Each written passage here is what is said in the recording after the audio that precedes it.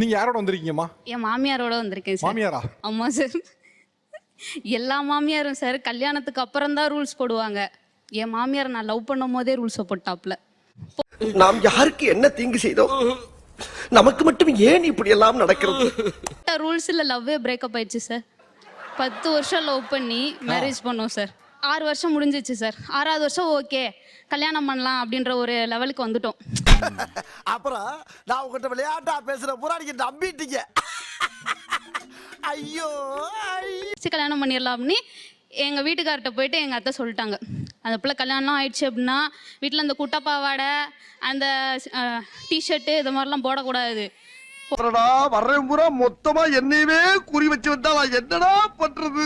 நாங்க என்ன பிளான் பண்ணிட்டோம், அவங்க பொண்ணும் வந்திருந்தாங்க. நேரா அவங்க மகளையும் நாங்க கூட்டு போய் நான் எனக்கு எடுத்திருக்க மாதிரியே ட்ரெஸ் எல்லா கஸ்டியூமும் அவங்களுக்கு சேர்த்து எடுத்துட்டோம். நம் ராஜதந்திரங்கள் அனைத்தும் வீணாகிவிட்டதே. இன்னும் பயிற்சி வேண்டுமோ?